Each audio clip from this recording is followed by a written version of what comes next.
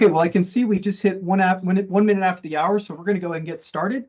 My name is Matt Thomas, and thank you for tuning in to the USGS Landslide Hazards Seminar. This meeting is hosted by the Landslide Hazards Program and co-organized with contributions from Stephen Slaughter and Jamie Kostelnik. For those of you that are new to this meeting, you have the ability to submit questions via the chat window at the end of today's talk, as well as using the raise your hand feature in combination with your microphone and video camera. We're going to do Q&A at the end. So in the meantime, if you're not intending to speak, please do your best to make sure your video camera is off and your microphone is muted. Carl, thank you so much for introducing today's speaker. Sure. So my name is Carl Wegman at North Carolina State University, and it's a real pleasure to introduce Corey to you all. Hopefully, many of you know Corey. I've interacted with him in the past, but if not, I think this presentation will give you a good reason for reaching out to him in the future. Corey did his undergraduate at University of North Carolina, Asheville, and then followed that up with a master's degree in marine geophysics here at NC State. Following that, he worked for a number of years in private geo consulting land for a company called AECOM and maybe another.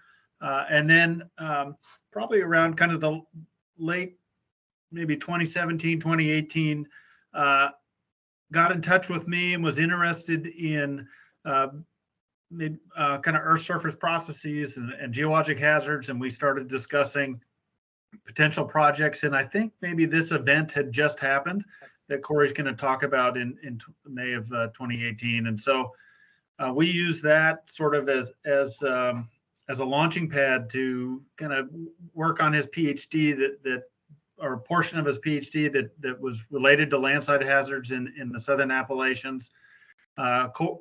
Corey is kind of a global thinker who likes to act locally, and I think what'll come across in his talk here is his kind of his love for the Appalachians and the time that he spends outdoors, and this is more than just academic. It's personal for him. That the event that he'll be describing is just down the road from where he and his wife and his family live. So that I think it's kind of a neat, sort of exciting way to bring your kind of your personal and your personal interests and whatnot into your academic work. Since graduating from NC State, Corey's gone on and now works for BGC out of Golden, I think, but ultimately Vancouver, British Columbia. And I suppose as I'm looking at his title slide, I forgot to mention while Corey was doing his PhD, he was employed full-time initially by AECOM and then transitioned over to the landslide hazards group at the North Carolina Geologic Survey. And so I just can't say enough. It was a real pleasure working with him on his PhD work, and excited to have him be able to share it with you all right now. Cool. Appreciate that, Carl. I definitely miss working with you as well. But yeah, so we'll talk about, we're going to go through a paper that Carl and I published last year. In plain language, what are we doing? We're going to be looking at ways of using repeat high-resolution LiDAR to evaluate how debris flows grow along their travel paths. This image here was from this May of 2018 event, which we'll talk about throughout the talk. So for the agenda, we'll go through a few things, right? We're going to talk about the geologic setting, where are we and how do we set ourselves up for debris flow hazards. We'll talk about this event that's already been mentioned a few times. We'll go through the various LiDAR data sets we've got. We'll go through the down track analysis, so how we actually evaluate each individual debris flow, what we find, and then kind of where do we go from there. These are a few images taken in the immediate aftermath of this debris flow event. The folks, the rescue squad is shown, in these red shirts, kind of helping out with the recovery of a victim, helping get people out of their homes, right? This is a major highway that was closed. So quite a landmark event for this part of North Carolina.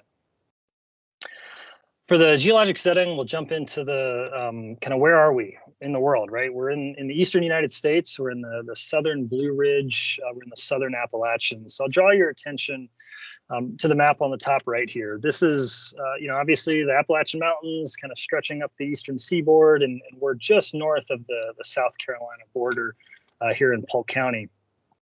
The Blue Ridge Escarpment is a passive margin escarpment. It's one of Earth's major great escarpments. For the most part, there hasn't been active mountain building here in about 200 million years. And so we have this landform. It's quite enigmatic in its origin, and there's a lot of papers out about kind of how it developed, how it's evolving, et cetera. In Old Fort, North Carolina, so close to Mount Mitchell, which is the highest peak east of the Mississippi, there's about 1,500 meters of local relief. Where we are, there's a couple hundred, maybe 300 to about 650 meters of local relief coming up this landform. You can see on this raised relief map, you can see the quite low relief topography here in the Piedmont terrain of the Carolinas and Virginia, and you can pretty clearly kind of see that stark mountain front that represents the Blue Ridge Escarpment. So that's what we'll be talking about today. That's what I mean when I say BRE, or if you see that in the text.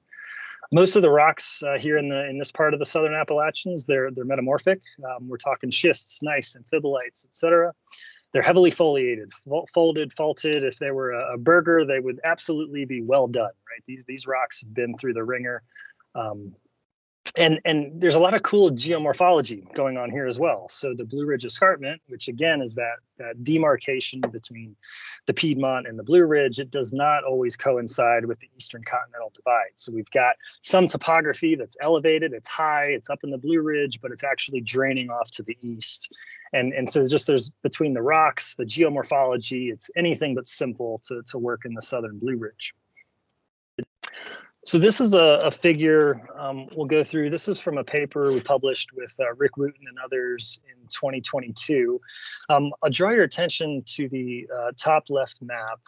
So this is showing just a simple topography map here, showing Polk County, right? This is the county we're working in.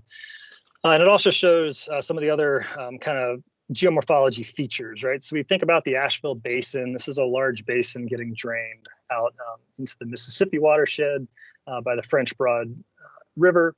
We see this continental divide, this dashed yellow line that does not necessarily coincide, again, with this abrupt change from Piedmont, low relief terrain into this kind of Blue Ridge Escarpment region, which I'm tracing with the laser. So we've got a lot of this high topography with these heavily cooked metamorphic rocks that are ultimately draining off to the east. Up and down the escarpment, all the way from northern Georgia up through central Virginia, the escarpment is heavily punctuated by transverse drainages that cut across it.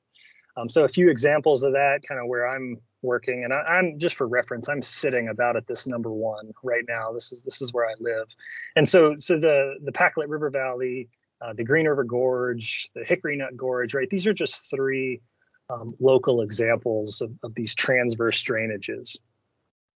And the real meat of this figure is the combined elevation and topographic relief plot here. So if we go from X up here in the Blue Ridge proper, we come across that Asheville Basin, come across the Blue Ridge Escarpment to X prime out here in the Piedmont.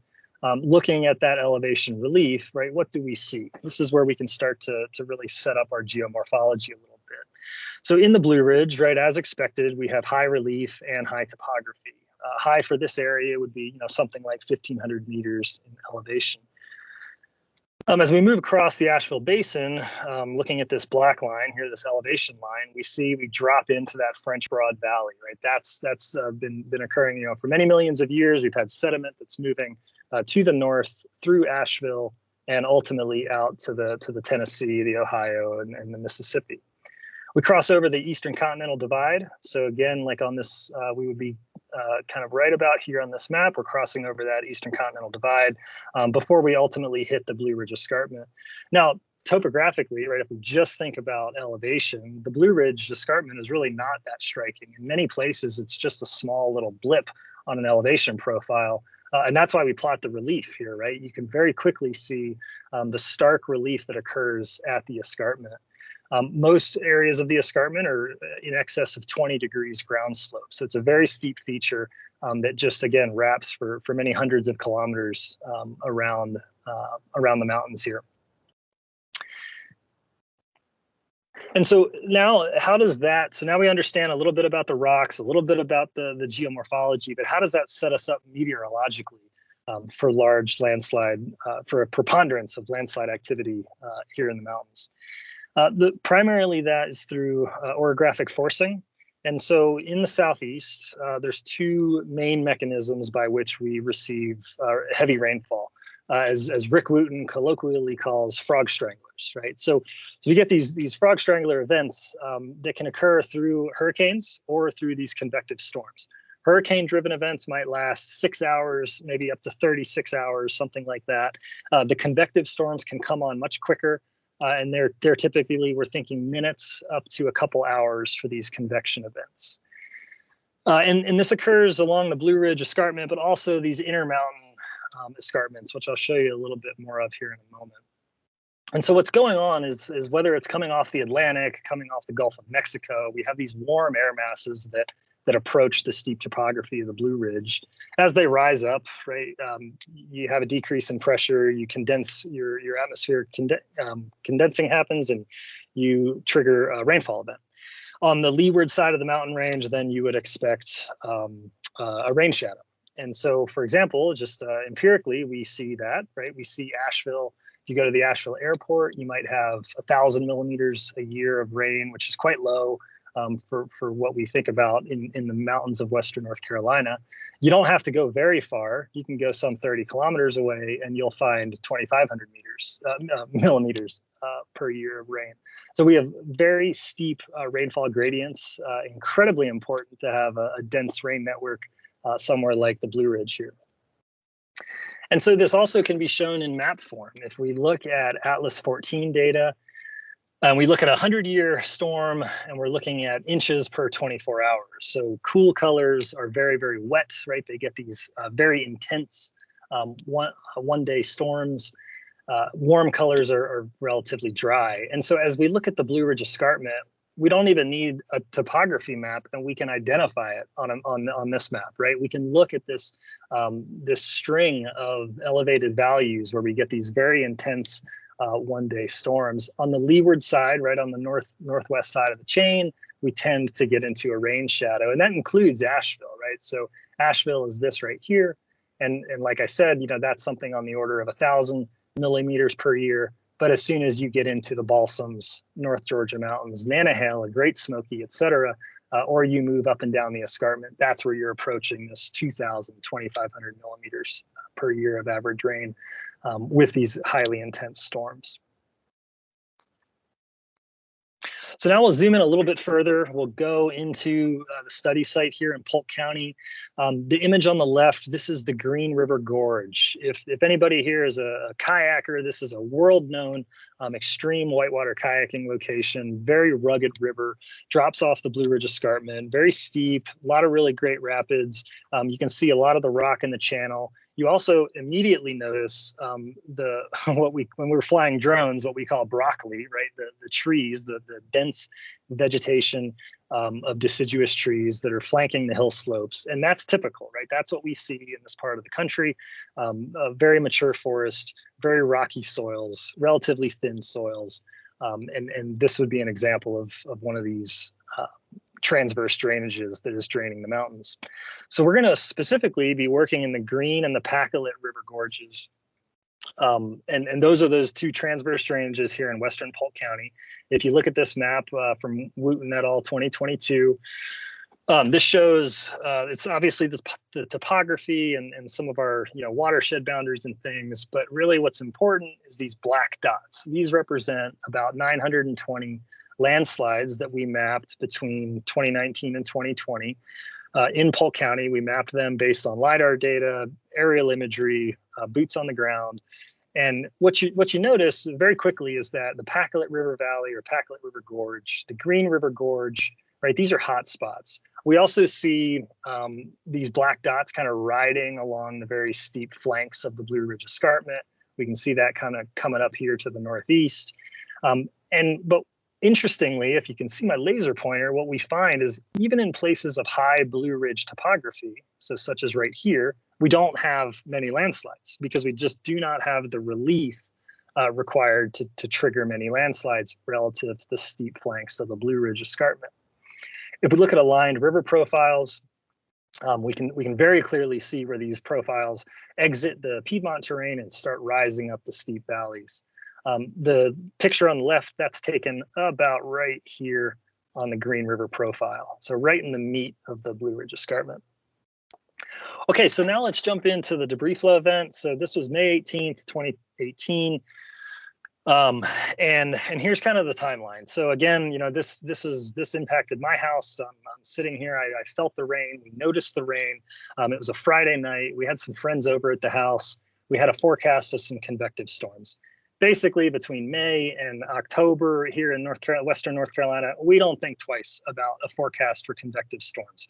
It's just a way of life, right? We just realize that during the warmer months, we're going to get these afternoon pop-up storms. So no big deal, 5 o'clock rain starts. By 6 o'clock, it starts getting abnormally intense. And as a quick personal anecdote, I had literally just replaced my roof myself a week ago. So I was freaking out. But 6 o'clock, rain gets quite intense. So calls start coming out. Local fire and rescue teams start getting deployed. There's stranded motorists.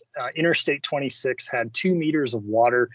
We called it Lake Saluda, Saluda being the name of the town close by, due to a backed up culvert. Just way too much water was coming down for the local infrastructure to handle.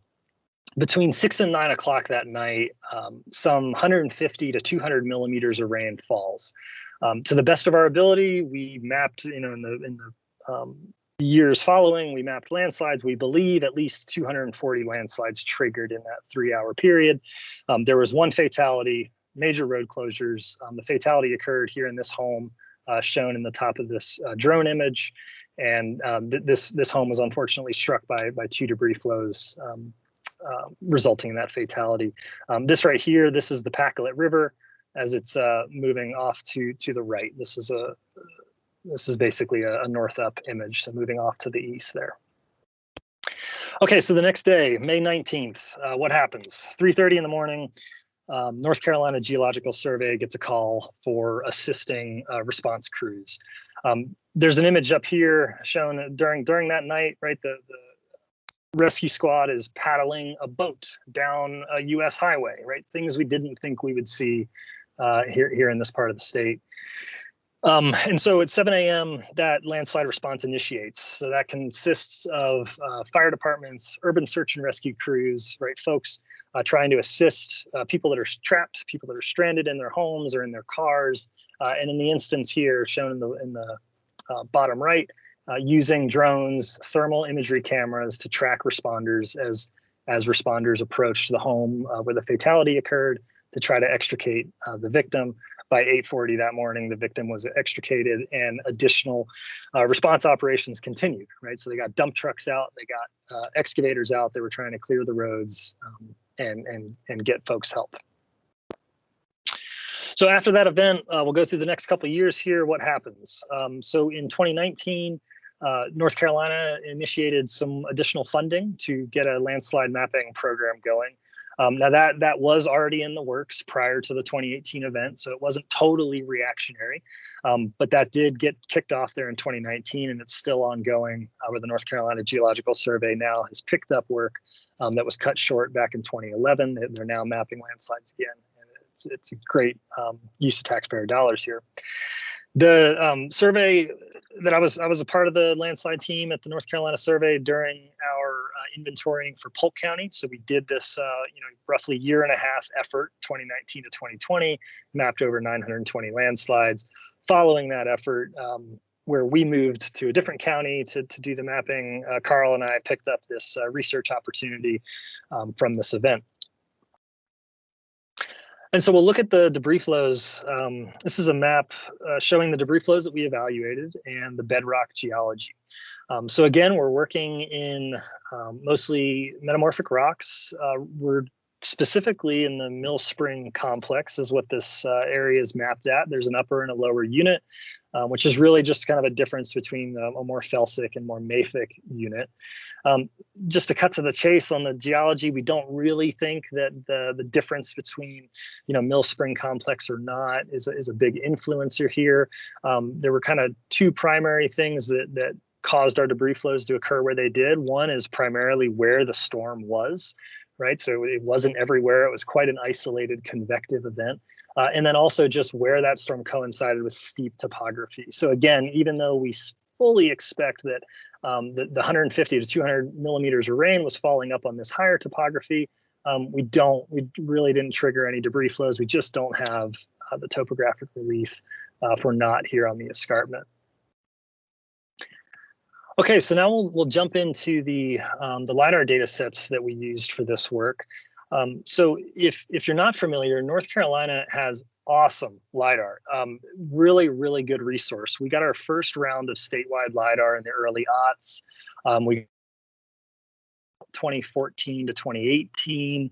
It can be a little difficult to get. If anybody's from Washington, I'm super jealous. Your data is so easy to access. Ours is a little bit harder, but happy to help if anybody needs some pointers. We've got really great data across the state now.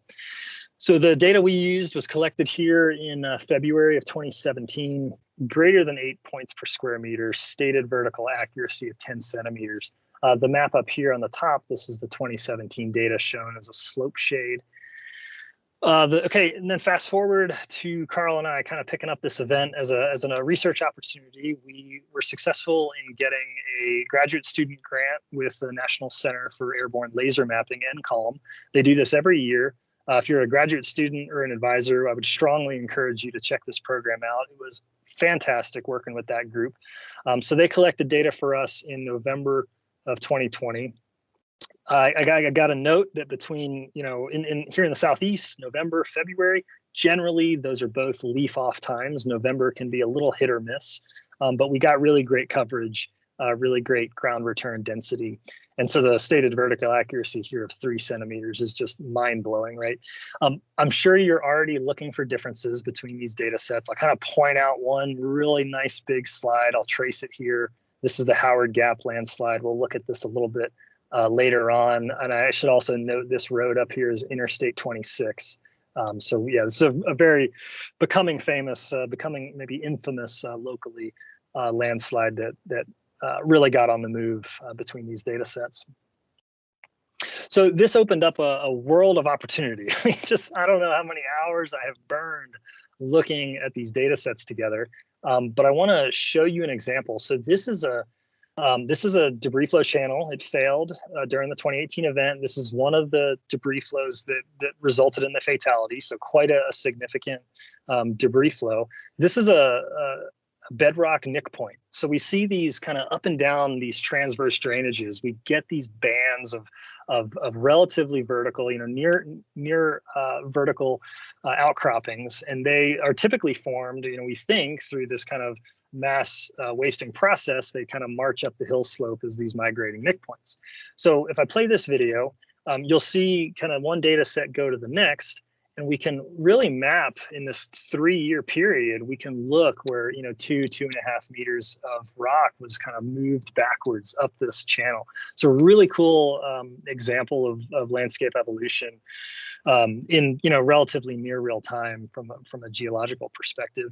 You probably can't see us, but myself and Dr. Jesse Hill are standing here flying the drone for scale. This is about a 20-meter tall cliff. So just a really interesting geologically event here.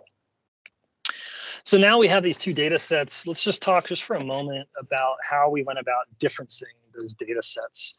So, there's a lot of ways to do this. I've given entire talks on how we do it at BGC versus, how some other folks do it. And so I just want to spend just a minute going through that. So the more common method, I think certainly for graduate students like myself at my final year of PhD, is let's just do a DEM of difference. We take 2 DEMs, we subtract one from the other.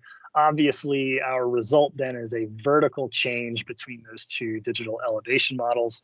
For landslides, right, we're typically thinking digital terrain model. But that's not always the most accurate, and it can result in quite a bit of noise, right? With any error in georegistration, anytime we have a vertical surface, we can get these very anomalously high or typically high change vectors. And so what we do instead, we do this at BGC, and I'm just a big advocate of it. I'm going to show you kind of 2 examples in a moment. But we do an alignment method. So iterative closest point is a common one. And then we take a difference according to a surface normal vector, right? So we look at one data set and we kind of get that surface normal to that. What is the shortest path change? And that can help us get much cleaner data. So as I was finishing my PhD and working on this, spending hours, right, in ArcGIS doing these methods, I sent some data over to Matt Latto at BGC. Thanks, Matt. And he runs this in a few minutes. And just look at the difference, right? So I think what's most important is calling out these near vertical outcrops on the steep topography. We just get all this noise. It can be quite distracting. But unfortunately, that's what I had. That's what we're going to work with, is this DEM of difference data. So in the future, it'd be great to, if we expand these methods, it'd be great to work with a little bit cleaner data, maybe get rid of some of our noise. Okay, so what do we see once we do this?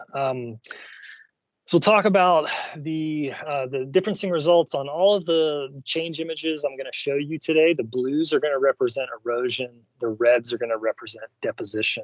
This is that Howard Gap landslide we talked about earlier. Interstate 26 would be just out of the frame here to the north. But we can really nicely pick out these landslides. We can see another small landslide, right? So we're really looking, if we're looking for a landslide, right, we're looking for that blue that has red downslope of it. This is a fun example here. This is a bunch of red, so it's a bunch of deposition. What is that? It's a local utility came in and brought many, many tons of rock to shore up a 440 kilovolt tower that was becoming questionable. So yeah, some really cool information we can see from the DoD here. If you plot up a histogram of every single pixel in the entire area that we difference, this is what you get. And so we're generally centered up on 0. We have a little bit of a positive skew. The difference here, typically plus or minus 25 centimeters is kind of one standard deviation of the mean here. And then this is just a really fun picture to share. This bear decided to come hang out while we were checking out some of these landslides.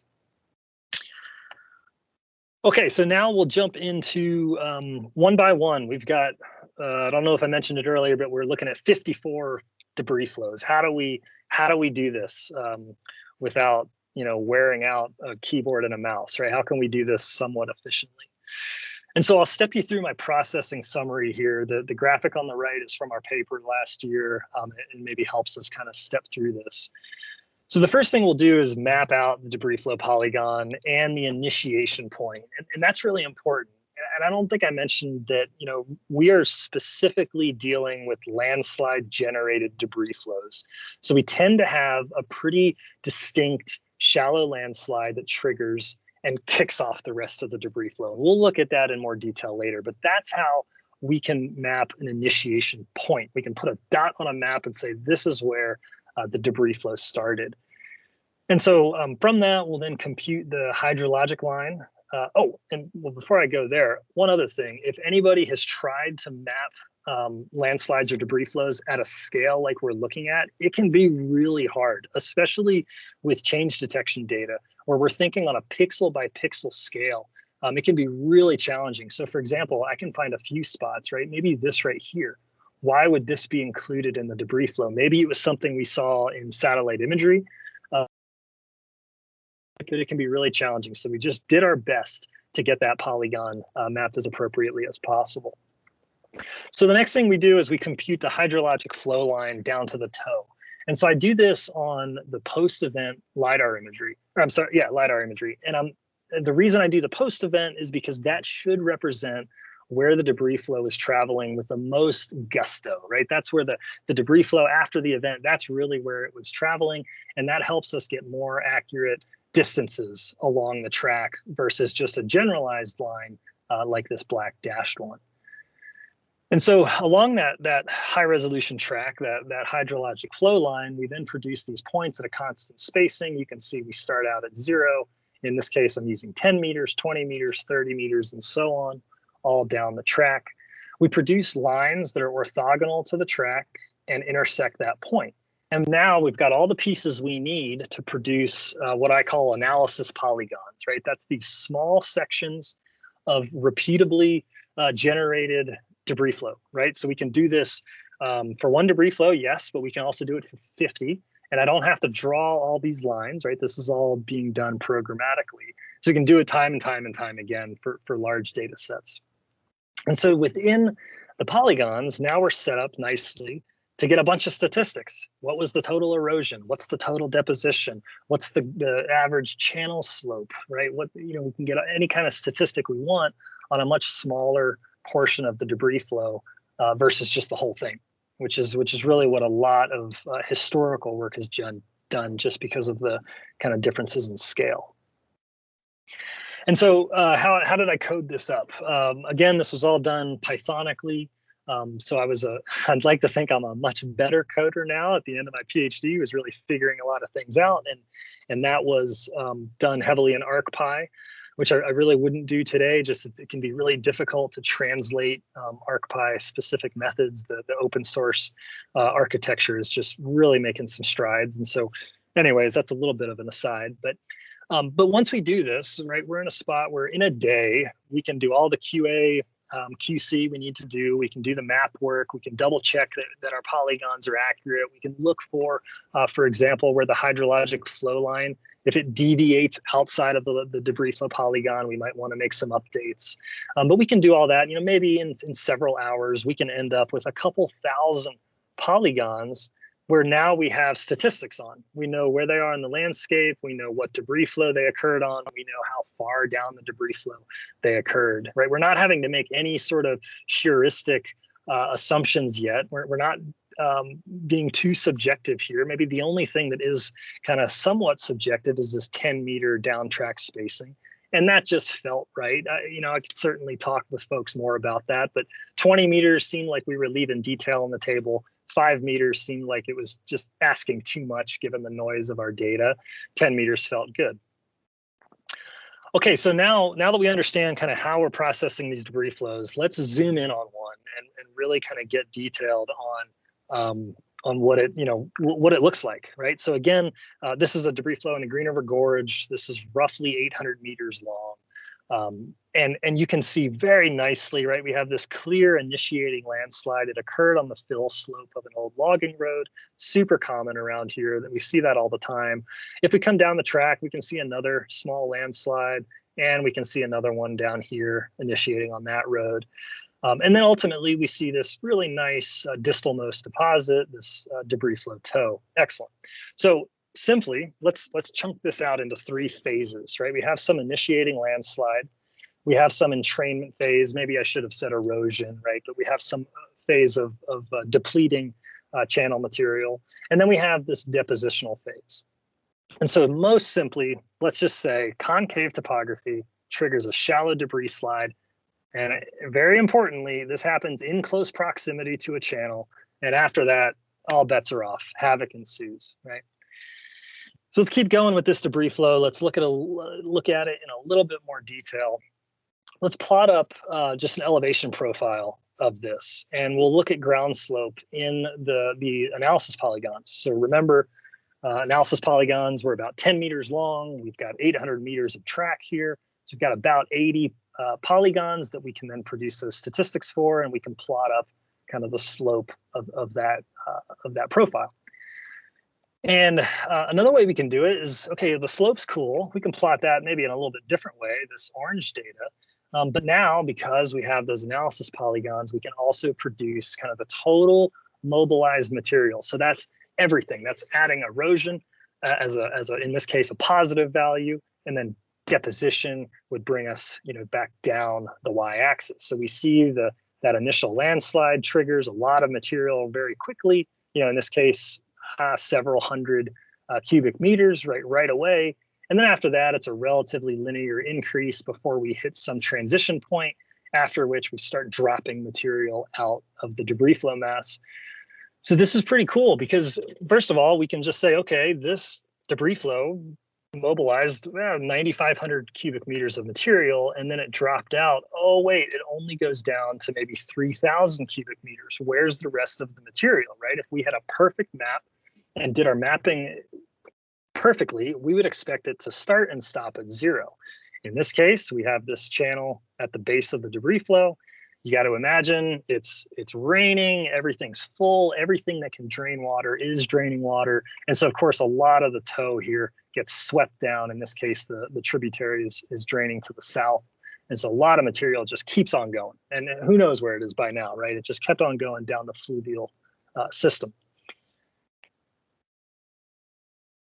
On how these things are triggering. So I don't have a good photo of the initiation point for the debris flow we've been looking at, but I do have one here in the Packlet River Gorge. This is unfortunately one of the debris flows that struck the home, resulted in the fatality, but it is a really good example of how things are working here. So again, we have heavy, dense vegetation. We have a lot of canopy interception. We have a lot of mature hardwoods, but we still have relatively thin, rocky soils. And so realizing it's raining, right, and everything that can drain into the ground is draining, right. But at some point, that pore pressure gets juiced up, and we start to lose cohesion in the soil, and we trigger these shallow landslides. Now, in this case, my hunch would be that it was really this area I'm circling now with the laser pointer. That's probably what failed initially, right? So that happens in the blink of an eye. That is a shallow landslide. It rockets over this near vertical band. You can see this band continuing to the left and right here of the debris flow track. And so it rockets over that vertical band, gains some velocity, and it quickly enters this channel, right? You can see it's darker here. This channel is flowing water when this photo was taken. This photo is from the North Carolina Forest Service from a fixed wing in the days after the event. But what's important is that I think that the location of this debris slide is likely quite stochastic. It could have happened to the left or the right. What's important, though, is that it happened in close proximity to that channel, and that's what really triggered the slug of erosive material moving down the channel. So if we look at, so with that kind of mechanism in mind, let's look at a little bit more complicated cumulative volume plot. So I'll draw your attention to the sections here, the gray, the white, and the gray, right? That's what we looked at already, where we said we have some initiating landslide, in this case, maybe the first 10 or 20 meters, going out all the way to maybe 725 meters, we're eroding material, and then we have some depositional period. Great, we talked about that, that's behind us. Now, what else is going on? So in addition to the cumulative volume, right, we're just adding everything up as we go, very simple. Right, very easy way to look at how these things are changing through time. But now what we do is we compute the normalized volume, and this is where we're taking that cumulative volume and we divide it by the length. So for every analysis polygon, we say, what is my total volume, by now? And hang on just a second. Okay, and so yeah, what is my total volume? And then let's divide by where I am on the debris flow track. Excellent. That's a cool metric, right? Because now that's a rate. That's actually telling us effectively, it's kind of in 10-meter buckets, but effectively for every meter down the debris flow, how many cubic meters of material are we bringing into the are we eroding effectively? And this blew my mind when I saw this, because I would have said, from working on debris flows, I would have said they get stronger as you go down the channel. They're just getting more and more aggressive, right, with how much material they're bringing out. But really what we see is by far that initial landslide produces the most material the most rapidly. And after that, it's a relatively linear, a relatively constant entrainment rate. It's really only bringing, like in this example, something from maybe, 10 cubic meters per meter up to 14 cubic meters per meter. So it's really not changing maybe as much as I would have expected as you come down the channel. And so that's going to be the key for a lot of the work I show you later on. But for now, I want to talk about some of the statistics and relationships that we uncovered. So now you know what type of environment we're working in, what type of debris flows we're dealing with. We talked about the processing a little bit. We maybe agree on the mechanics of how these things are occurring. So probably the most boring slide in the talk, right? But something that is important information is, what are we dealing with? I've mentioned 54 debris flows. I think it's important to say that after we really dug in, only about half of those were worth kind of further investigation. Some of them were just way too short. Some of them they weren't erosive enough that we didn't feel confident on our mapping, right? So there's a number of reasons we would kick some of these out. We end up with, about 28, 29 debris flows that we can feel comfortable about. So these are several hundred meters in length. The mobility index, so a metric relating the height to the length of a debris flow, something like 0.3 to 0.6. Our normalized volume, so that rate, typically it's relatively low. We had a couple very short debris flows where that initiating debris slide just kind of dominated things and gave us these quite high entrainment rates. Also, because we can identify where on the track we kind of move from that initiating debris slide into the erosive phase, we can estimate, a lot of these debris slides were a few hundred cubic meters in size, which is pretty typical for kind of what we would see even just out on a normal hill slope here on the Blue Ridge Escarpment. We can look at the area of these things, the total eroded volume, right? So most of these were eroding maybe 1 meter, 2 meters in some cases deep. And so our volumes are quite similar to our areas. And then a fun statistic is this net change. I talked about this a little bit. What happens when a river brings your tow downstream? What happens when a bunch of dump trucks pick up all your tow off of the highway and move it away? You end up with these kind of apparent disconnects between how much material you eroded and you deposit. Now we'll look at a table. This is a table from our paper, just kind of shows the mean plus or minus two standard deviations. Only two statistics I want to bore you with here. One is the mobility, right? So this is a graphic representation of what I mean by that. This is a very important statistic from a hazard perspective. So if you want to understand how far a debris flow is going to go, this is one reason people use mobility, right? If we think that the mobility is going to be 0.35 in this example, for a given height drop, we know how far it's going to go. So it's a quite important statistic from a modeling and kind of hazards perspective. The other thing maybe I haven't mentioned yet is this erosion deposition rollover point. So I've shown you a few times how on those cumulative volume plots, we can clearly identify where we go from erosion to deposition. Well, there's no reason that we can't also compute aggregate statistics around the slope at which that happens. So for our, in this case, 44 debris flows we've looked at, we could say with a kind of plus or minus 5 degrees, we're starting to deposit material at 17.5, right? There's a lot of work on debris flow runout modeling that is empirical and focused purely on ground slope and what happens and what's been shown to happen at certain ground slopes, and we can start to play that game as well here and see what we find. So now I want to ask you the question, how do we get mobility, right? So remember, we're interested in mobility because it has really clear hazard implications. So how do we get more of it, right? What do we need to know? Well, traditionally, this would be thought of as volume, right? We think about volume versus mobility. And before I go any further here, let me just set this up for a moment, right? These pink points, these represent Pacolet River debris flows. The green represent, you guessed it, Green River debris flows. And any of the points that have a little black dot in them or a gray dot, that's a debris flow that had multiple initiating landslides all coalescing. We call these multi-headed monsters, right? These big, messy debris flows. And as a slight aside, I really don't think it makes one bit of difference as far as how these things are behaving. Happy to talk about that if folks are interested, but you can see those identified here.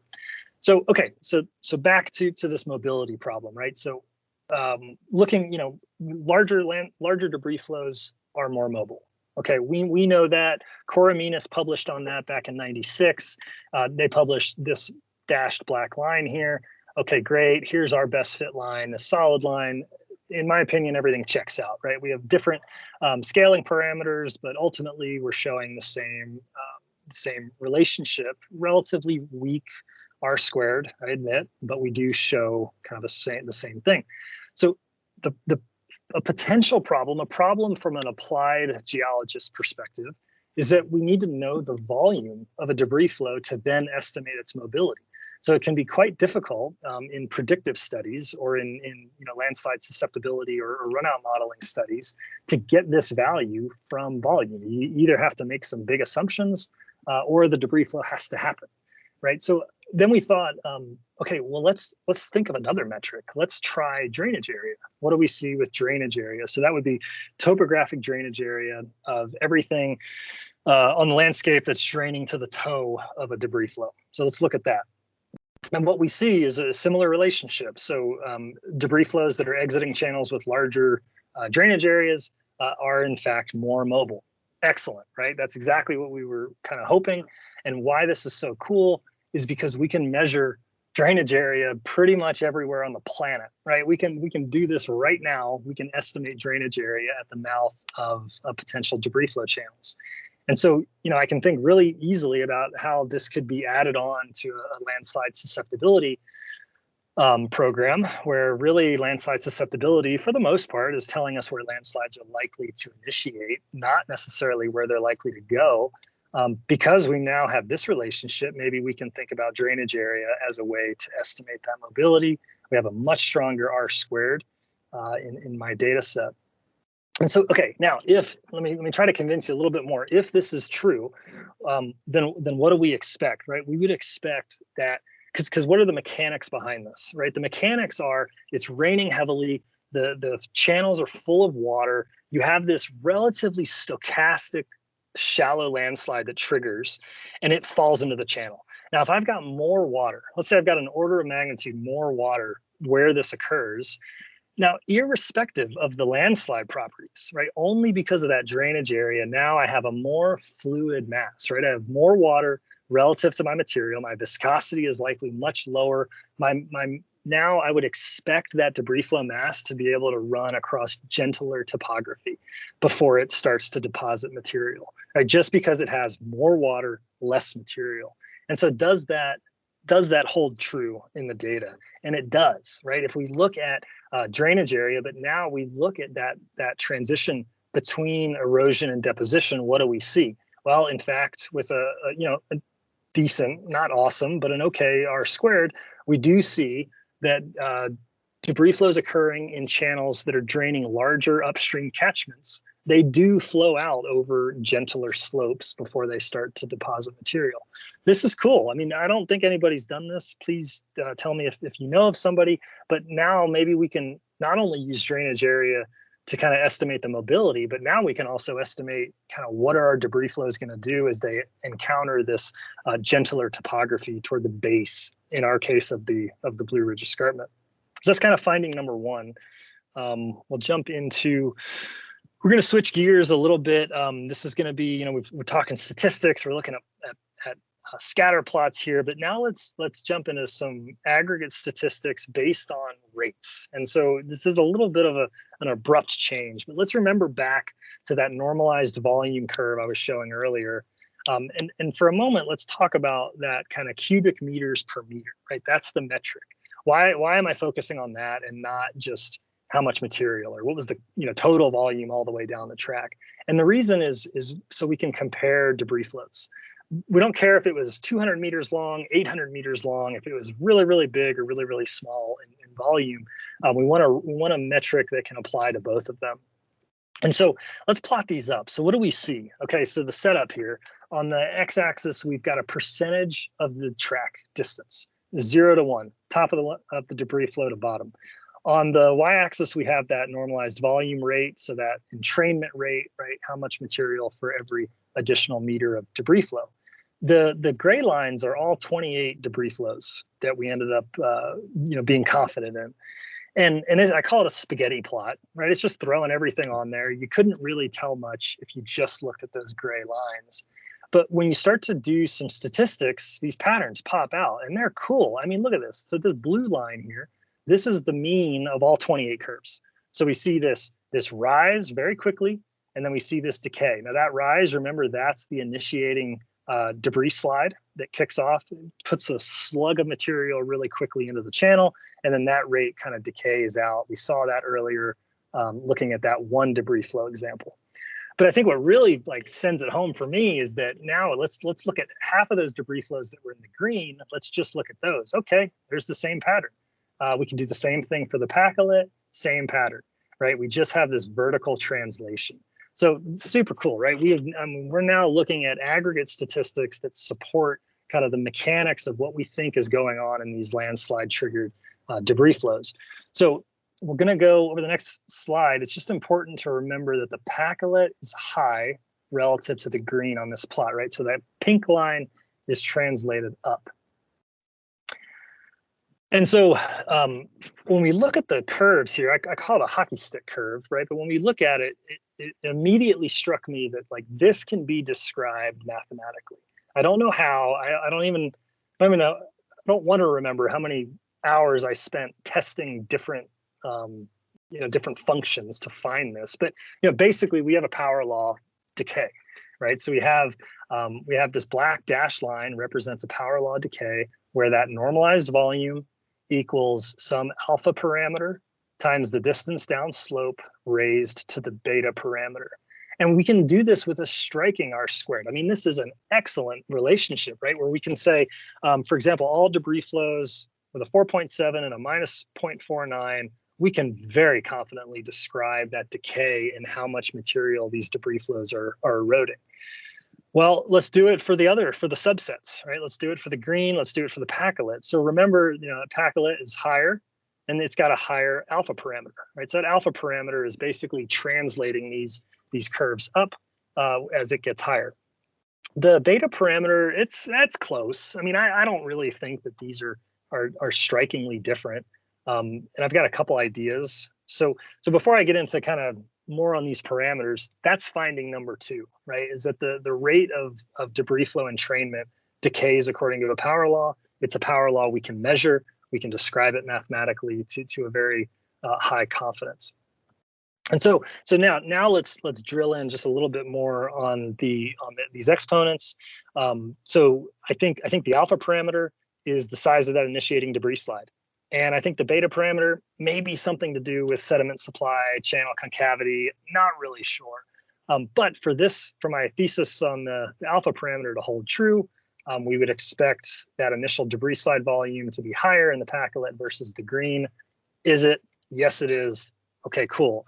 I feel somewhat confident that is exactly what's going on, is the increase in the alpha parameter is based on that initial debris slide volume. That's why we're seeing this vertical translation in the Pacolet gorge.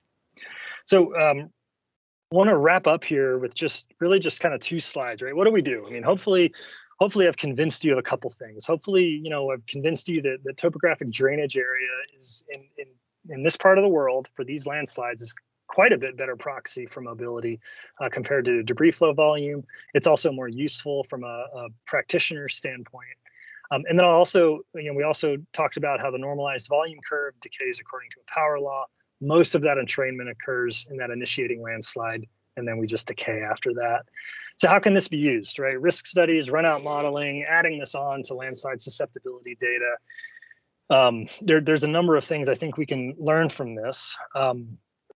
And as far as like what's next, I've had some really good conversations with a number of folks on kind of building out this code base. It's not currently in a place to ship it around, but I'm an open book as far as methods. So let's talk if you want to try to reproduce some of this. What's happening in other regions? What's happening in runoff generated debris flows, right? I'm looking at the post-fire folks on the call. No clue. I have no idea what we would find. And so with that, just kind of given time, I'll wrap things up. Really got to give a heavy shout out to Rick Wooten and Jesse Hill formerly both of the North Carolina Geological Survey. Jeff Coe, Mark Reed, Katie Barnhart, had good conversations with everyone there about some of these ideas. Our citations on the bottom for the paper. Awesome people to work for, shown on the top right here, including the county, Polk County. The people of Polk County that really facilitated letting us kind of tromp around their land and check out landslides. Thanks everybody for your time, and would love to take some questions.